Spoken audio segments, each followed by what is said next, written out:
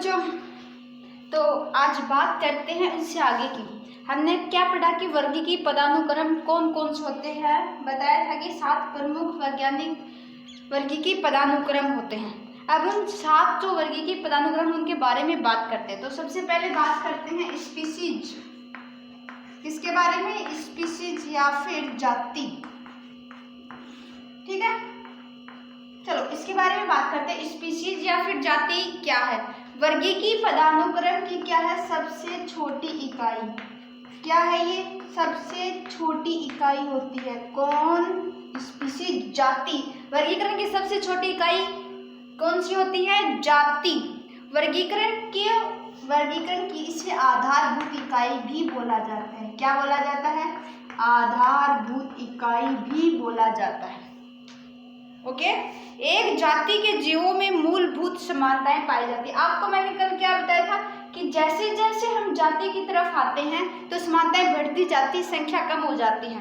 तो इसमें क्या है? एक जाति के जीवों में क्या होती है? इसमें जीवों में मूलभूत मतलब कि जो अपनी जहाँ पे हमने मूल यानी कि उसके बहुत ही छोटी वाली जो समानताएं होती हैं वो, तो क्या है? जीवों में मूलभूत समानताएं पाई जाती हैं। समानताएं पाई जाती हैं। मूलभूत समानताओं का अर्थ समझ गए? मूलभूत यानी कि जो हमें बेसिक बोलते हैं ना, बेसिक समानताएं, उसका बेस कैसा है, तो वो बेसिक समानताएं आती हैं। तो स्पीसीज की जो बेसिक समानताएं होती हैं वो समान पाई जाती है। जैसे हम उदाहरण के लिए लेते हैं, क्या उदाहरण के लिए मेंजिफेरा इंडिका, ये क्या? मेंजिफेरा इंडिका। दूसरा लेते हैं होमो सेपियंस। समझ में आ रही बात? होमो सेपियंस ये किसका है? आम का। ये किसका है? मनुष्य का। फिर सोलेनम नाइग्रम। ठीक है, बात समझ में आ गई यहाँ तक?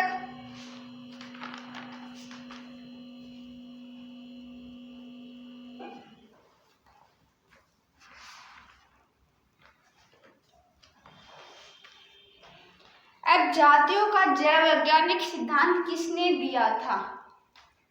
जो जातियां होती हैं, जातियों का जैव वैज्ञानिक सिद्धांत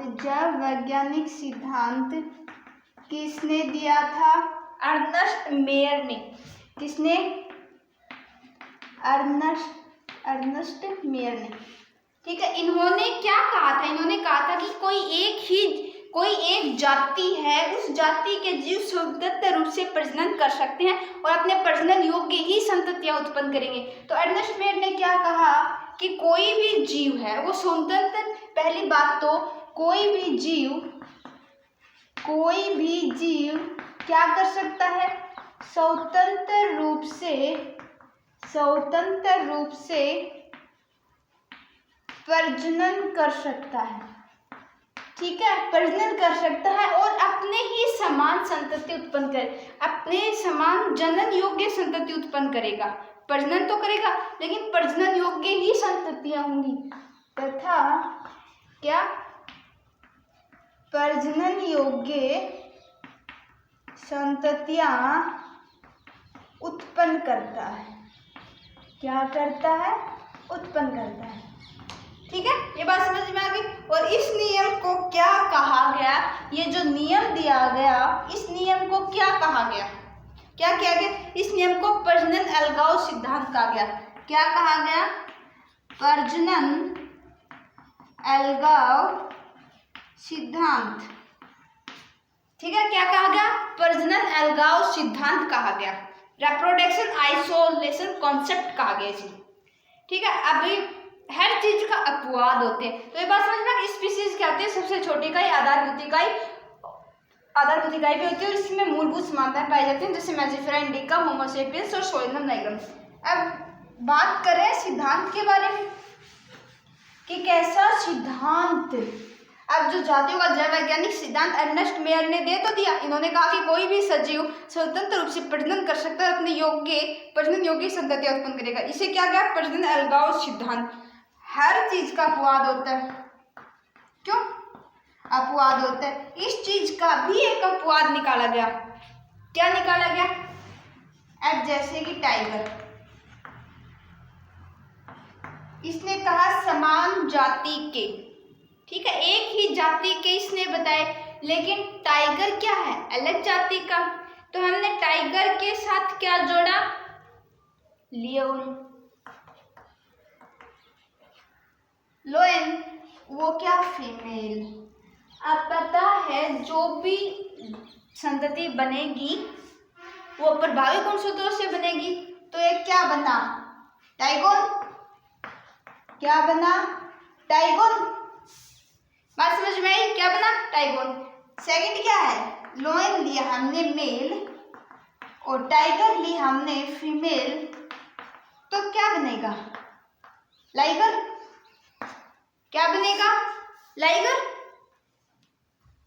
समझ में आ गया? जो मेल होता है प्रभावी उसी से ही तो नाम लिया जाता है। अब थर्ड जैसे कि हॉर्स, हॉर्स हमने क्या लिया? मेल, और किसके साथ करवाया इसका प्रजनन? डोंकी के साथ। डोंकी कौन? फीमेल। यानी कि इसका हमने शुक्राणु लिया, इसका अंडाणु, इन दोनों का फर्टिलाइजेशन करवाया, तो क्या बना? हिनी।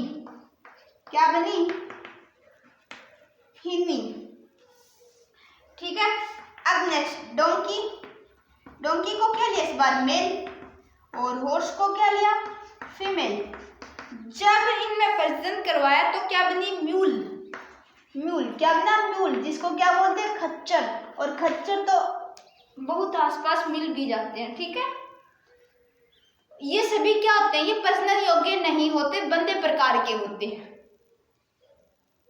ठीक है। तो ये है इसके अपवाद। इस नियम में उन जीवों पर लागू नहीं होता जो केवल अलैंगिक जनन करते हैं। ये जो नियम है, ये जिसने प्रजनन अलगाव सिद्धांत दिया, ये है नियम जो अलैंगिक जनन करते हैं, अलैंगिक जनन करते हैं,